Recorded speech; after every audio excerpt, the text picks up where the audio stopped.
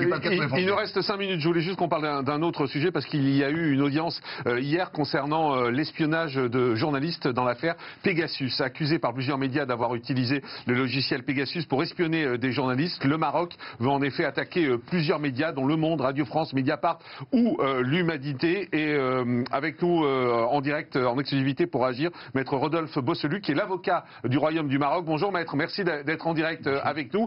Tout d'abord, je voudrais qu'on commence par le début. Est-ce que le Maroc affirme toujours ne jamais avoir utilisé ce logiciel pour espionner des journalistes ou des associations humanitaires? Mais bien sûr, le Maroc a démenti et dément toujours avoir eu la moindre relation avec la société NSO et a fortiori avoir utilisé ce logiciel.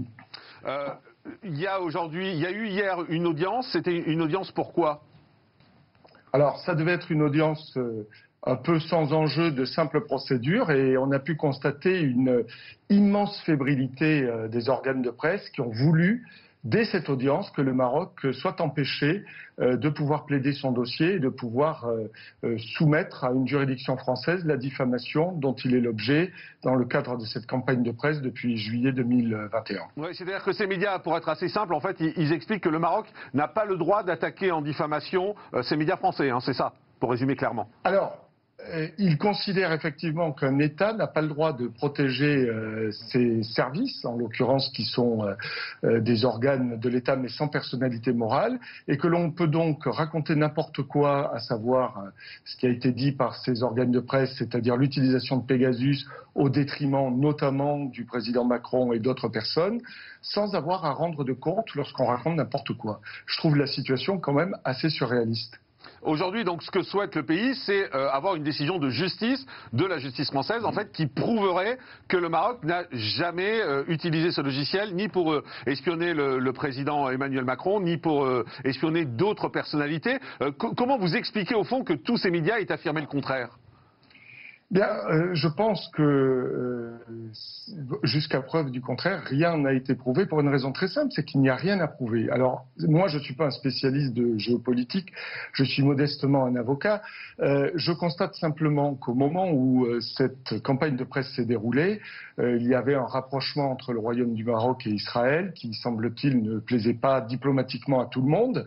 Je constate également qu'au moment où cette campagne de presse est sortie, nous avons des États européens, comme l'Espagne, l'Allemagne, qui, elles, utilisent pour l'avoir acheté Pegasus et qui n'ont jamais fait l'objet de la moindre critique. Donc je suis très étonné. Bon, je ne suis pas un spécialiste en coups tordus et en billard à 5 ou 6 bandes, mais il faudra sans doute se poser la question. Ce n'est pas à moi d'y répondre. Ce qui est certain, en revanche, c'est que ce qui a été dit est faux. Et ce qui a été dit est faux, et en plus attentatoire à l'honneur et à la considération de l'État marocain, et il est donc normal que justice soit rendue. Quelle est la suite de vos actions désormais, maître ? Eh bien, le 6 décembre, nous pourrons plaider précisément sur notre action et sa légitimité. Et j'espère que le tribunal nous donnera droit et fera droit à nos demandes. Pour être honnête, j'ai un peu du mal à comprendre finalement cette procédure. J'ai un peu du mal à comprendre pourquoi le Maroc finalement ne pourrait pas se défendre face à ces accusations. C'est pas très clair. C'est quelque chose d'ordre juridique, mais c'est pas très clair. À partir du moment où on attaque un pays, je pense que c'est à peu près normal que ce pays puisse se défendre devant la justice en disant non c'est vrai ou non c'est pas vrai, et puis à la justice de trancher derrière. Mais votre bon sens et votre sens de l'équité, M. Morandini, vous honore. Mais effectivement, c'est la question. Ouais. Pourquoi un État qui est mis en cause aussi gravement par des journalistes qui prétendent avoir fait une enquête sérieuse ne pourrait pas se défendre, alors que nous savons que cette enquête est totalement biaisée. On part, je l'indique à vos téléspectateurs, d'une liste de téléphones qui seraient infectés. Cette liste, nous ne l'avons jamais eue. Nous ne l'avons jamais vue. Elle n'a jamais été présentée. Nous ne savons pas comment elle a été établie. Je rappelle pour certains de vos téléspectateurs qui ont la mémoire longue que dans certaines affaires, par exemple l'affaire Clearstream, il y avait aussi une liste qui accusait à l'époque M. Sarkozy. Nous savons ce qu'il en est advenu. C'était totalement faux. Nous sommes sur la base d'une liste totalement surréaliste qui est aujourd'hui reconnue par les journaux comme étant une liste de potentielles cibles. Je n'en sais pas davantage.